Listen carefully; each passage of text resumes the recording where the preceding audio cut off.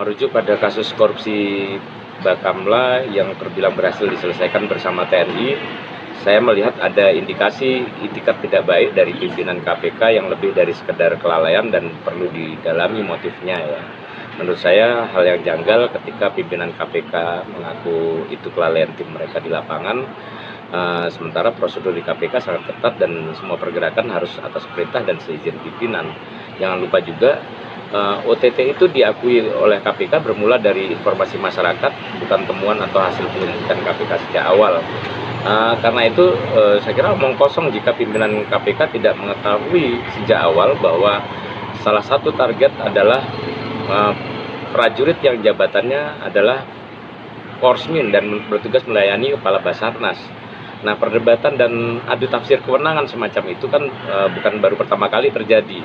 Masalahnya selama ini entah itu Mahkamah Agung, pemerintah maupun DPR tampaknya kurang political will untuk mengakhirinya dan memberi kepastian dengan reformasi dan agenda perubahan undang-undang. Secara normatif baik KPK maupun TNI masing-masing memiliki landasan kewenangannya.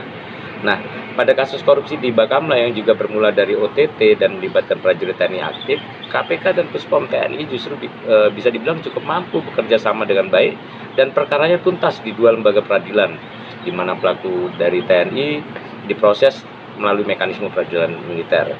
Jadi saya kira perdebatan ini juga residu masalah yang terjadi karena belum tuntasnya sejumlah agenda reformasi keamanan. Sementara negara ini jelas harus dikelola lewat regulasi yang ada, bukan lewat wacana maupun dialektika tiada akhir. Kemudian yang bisa jadi rujukan adalah jurisprudensi atau kelaziman. Nah, kalau dilihat selama ini kasus korupsi yang dilakukan oleh prajurit TNI aktif itu selalu ditangani melalui mekanisme peradilan militer.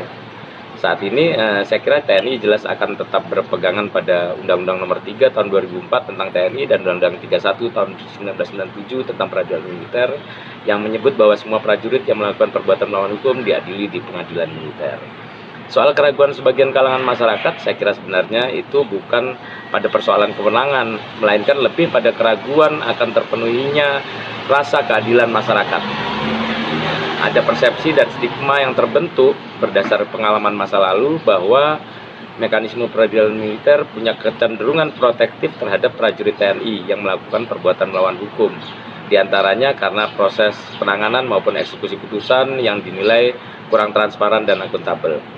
Nah, sejauh belum ada ketentuan yang bisa mengakhiri segala macam perdebatan dan keraguan itu, saya kira ini justru momentum bagi TNI untuk menepis persepsi dan stigma itu dengan sekali lagi menunjukkan komitmen konkretnya dalam penegakan hukum bagi prajurit melalui penanganan yang fair, transparan, dan akuntabel.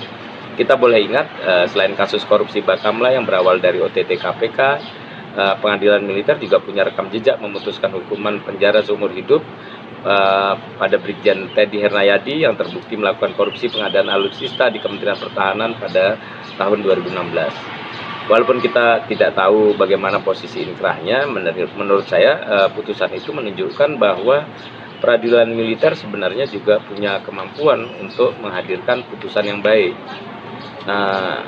Lagi pula dengan telah diserahkannya terduga pelaku korupsi beserta alat bukti dan informasi pendukung pada Puspom TNI, artinya mereka saya kira telah mencapai titik temu untuk fokus pada substansi bahwa ada dugaan korupsi oleh prajurit yang harus ditindaklanjuti. Nah, agenda publik selanjutnya adalah memastikan TNI menanganinya secara fair, terbuka, dan akuntabel.